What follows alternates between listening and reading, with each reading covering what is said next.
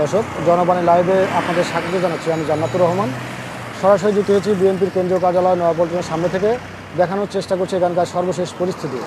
দর্শক, আপনাদের জানিয়ে রাখতে চাই, ষষ্ঠ দফার অবরোধ কর্মসূচি শেষ না হতেই কিন্তু নতুন কর্মসূচি ঘোষণা করে বিএনপির সিনিয়র যুগ্ম মহাসচিব রুহুল কবির রিজভী। তিনি কিন্তু এক ভার্চুয়াল সংবাদ সম্মেলনে সপ্তম দফায় এই অবরোধ কর্মসূচি ঘোষণা করেন। সরকারের পদত্যাগ এবং নির্দলীয় নিরপেক্ষ তত্ত্বাবধায়ক সরকারের অধীনে নির্বাচনের দাবিতে দলটির সিনিয়র যুগ্ম মহাসচিব রুহুল কবির রিজভী গত বৃহস্পতিবার বিকেলে এক ভার্চুয়াল সংবাদ সম্মেলনে কিন্তু এই কর্মসূচির ঘোষণা দেন। একই কর্মসূচি ঘোষণা করেছে লিবারেল ডেমোক্রেটিক পার্টি এলডিপি। তারাও আগামী রোববার ভোর 6টা থেকে মঙ্গলবার ভোর 6টা পর্যন্ত 48 ঘন্টা দেশব্যাপী সর্বাত্মক অবরোধ কর্মসূচি পালন করবে।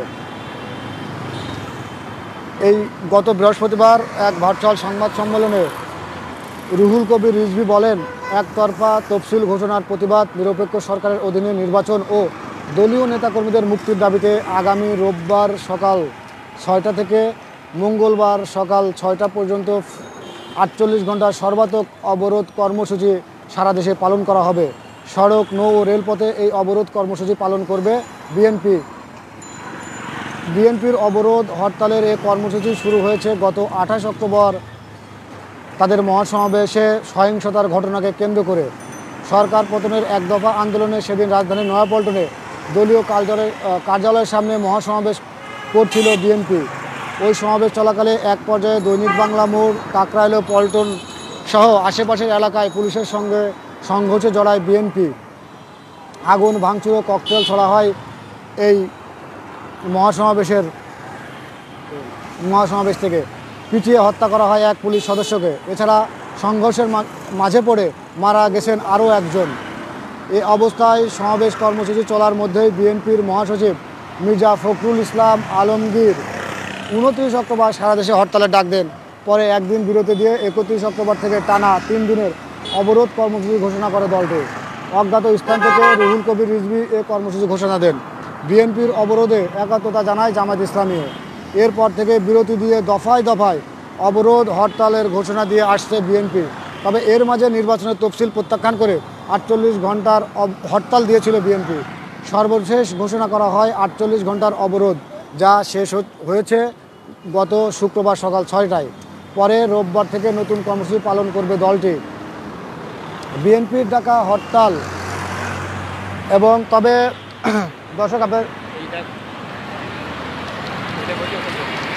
দর্শক আপনাদের জানিয়ে রাখতে চাই, বিএনপির এই হরতাল এবং অবরোধকে কেন্দ্র করে গত 29 অক্টোবর থেকে 22 নভেম্বর পর্যন্ত কিন্তু সারা দেশে 376টি অগ্নিসংযোগের ঘটনা ঘটেছে এবং এই ঘটনাকে কেন্দ্র করে কিন্তু 6 জন নিহত হয়েছেন এবং ভাঙচুরের ঘটনা ঘটেছে 310টি।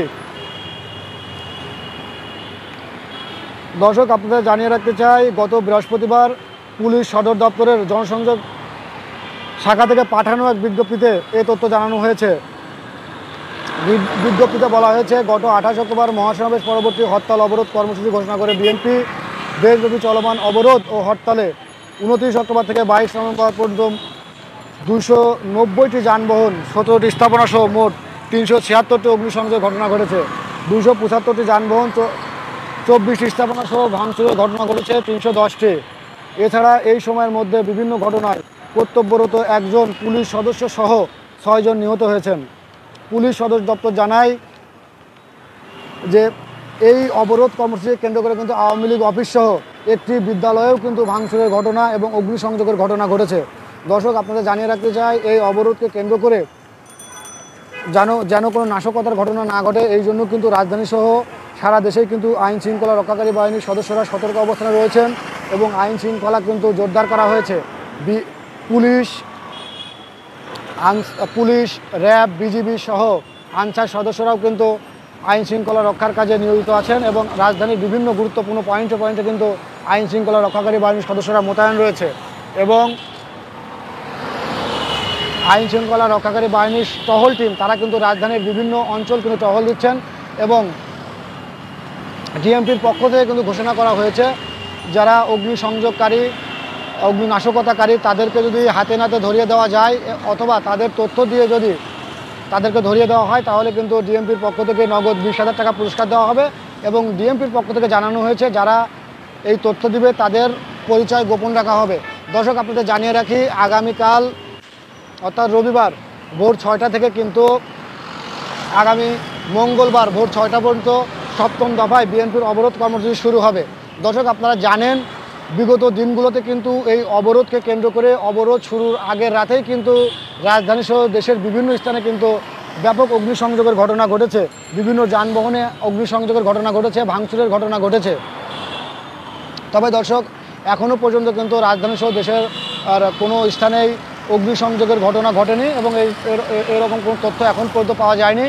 তবে এই অবরোধকে কেন্দ্র করে যেন কেউ অগ্নিসংযোগের ঘটনা ঘটাতে না পারে এই জন্য কিন্তু আইন শৃঙ্খলা রক্ষাকারী বাহিনীর সদস্যরা কিন্তু সতর্ক অবস্থানে রয়েছেন এবং আইন শৃঙ্খলা কিন্তু জোরদার করা হয়েছে।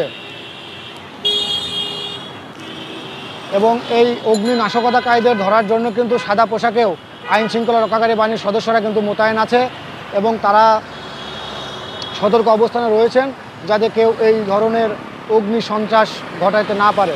দর্শক, আপনারা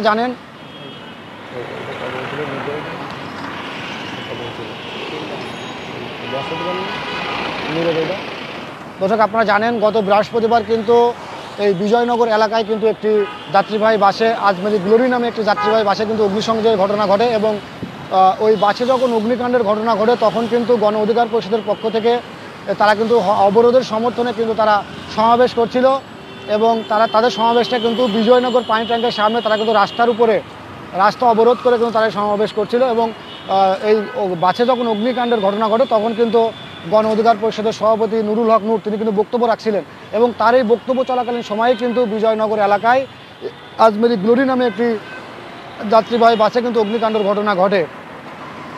এছাড়াও কিন্তু দর্শক, এই অবরোধের সমর্থনে কিন্তু রাজধানীতে কিন্তু বিভিন্ন সরকার বিরোধী দল কিন্তু তারা অবরোধের সমর্থনে কিন্তু তারা মিছিল করে এবং তারা কিন্তু হরতালের সমর্থনে বিভিন্ন স্লোগান দেয় এবং বিগত দিনগুলোতে কিন্তু দর্শক অবরোধের আগের রাতেই কিন্তু ব্যাপক অগ্নিসংযোগের ঘটনা ঘটেছে রাজধানী সহ দেশের বিভিন্ন স্থানে। তবে আইন শৃঙ্খলা রক্ষাকারী বাহিনীর সদস্যরা কিন্তু এই অগ্নি সন্ত্রাস মোকাবেলার জন্য তারা কিন্তু সতর্ক অবস্থানে রয়েছেন। দর্শক, আমরা আপনাদেরকে সরাসরি যুক্ত করেছি বিএনপির কেন্দ্রীয় কার্যালয় নয়াপল্টন থেকে এবং আপনাদের দেখানোর চেষ্টা করছি এখানকার সর্বশেষ পরিস্থিতি। দর্শক, আপনারা দেখছেন এই বিএনপির কেন্দ্রীয় কার্যালয় কিন্তু একদম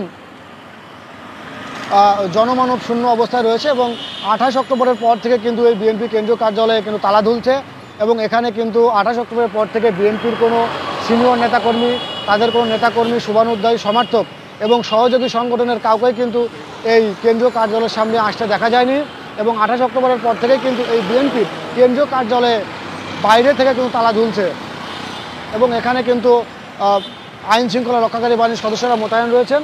মূলত এই কেন্দ্রীয় কার্যালয়ের নিরাপত্তার জন্যই আইন শৃঙ্খলা রক্ষাকারী বাহিনীর সদস্যরা এই কার্যালয়ের দুই পাশে অবস্থান করছেন।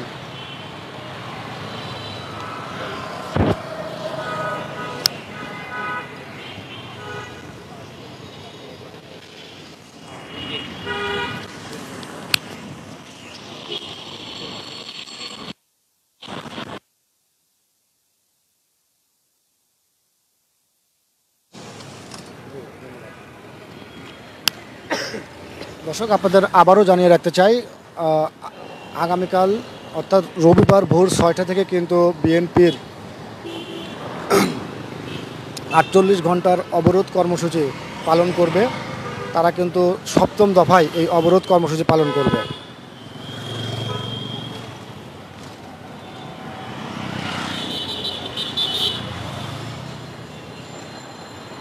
দর্শক, আপনারা জানেন এই অবরোধ কর্মসূচিকে কেন্দ্র করে কিন্তু রাজধানী সহ সারা দেশে ব্যাপক সহিংসতার ঘটনা ঘটেছে এবং এই বিভিন্ন গণপরিবহনে আওয়ামী লীগের অফিস এবং একটি প্রাথমিক বিদ্যালয়েও কিন্তু অগ্নিসংযোগের ঘটনা ঘটেছে এই অবরোধকে কেন্দ্র করে।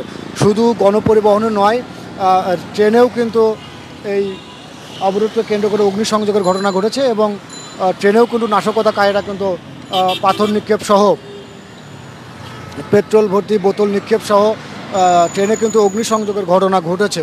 দর্শক, আমরা আপনাদেরকে সরাসরি যুক্ত করেছি বিএনপির কেন্দ্রীয় কার্যালয় নয়াপল্টনের সামনে থেকে এবং আপনাদের দেখানোর চেষ্টা করছি এখানকার বর্তমান পরিস্থিতি। দর্শক, গত 28 অক্টোবরের পর থেকে কিন্তু এই বিএনপির কেন্দ্রীয় কার্যালয় নেতাকর্মী শূন্য অবস্থায় আছে এবং এখানে কিন্তু কোনো নেতাকর্মীর উপস্থিতি লক্ষ্য করা যায়নি গত 28 অক্টোবরের পর থেকে। দর্শক, আপনারা জানেন ইতোমধ্যেই কিন্তু দ্বাদশ জাতীয় সংসদ নির্বাচনের তফসিল ঘোষণা করেছেন প্রধান নির্বাচন কমিশনার কাজী হাবিবুল আওয়াল এবং এই তফসিল ঘোষণার পর থেকেই কিন্তু একটা নির্বাচনী আমেজ কিন্তু বিরাজ করছে সারা দেশে এবং বিভিন্ন দল, আওয়ামী লীগ সহ বিভিন্ন দল কিন্তু তারা এই দ্বাদশ জাতীয় সংসদ নির্বাচনের প্রস্তুতি শুরু করেছে এবং উৎসবমুখর পরিবেশে কিন্তু দলগুলো তাদের মনোনয়নপত্র বিতরণ করছে এবং এই দল আওয়ামী লীগ সহ বিভিন্ন দলের যারা মনোনয়ন প্রত্যাশী রয়েছেন তারা কিন্তু উৎসবমুখর পরিবেশে তাদের নেতাকর্মীদেরকে নিয়ে কিন্তু তারা মনোনয়নপত্র সংগ্রহ করছেন এবং জমা দিচ্ছেন এবং দেশব্যাপী কিন্তু একটা নির্বাচনী প্রস্তুতি শুরু হয়ে গেছে। কিন্তু এর ভিন্ন চিত্র কিন্তু এই বিএনপির কেন্দ্রীয় কার্যালয়ের সামনে। তারা কিন্তু আগামী দ্বাদশ জাতীয় সংসদ নির্বাচন প্রত্যাখ্যান করেছে এবং তারা কিন্তু নির্দলীয় নিরপেক্ষ তত্ত্বাবধায়ক সরকারের অধীনে নির্বাচনের দাবিতে এবং সরকারের পদত্যাগ সহ এক দফা দাবিতে কিন্তু তারা এই অবরোধ কর্মসূচি পালন করছে। তবে এরই মধ্যে কিন্তু দ্বাদশ জাতীয় সংসদ নির্বাচনের প্রস্তুতি শুরু হয়ে গেছে এবং বিভিন্ন দল কিন্তু নির্বাচনে অংশগ্রহণের চেষ্টা করছে।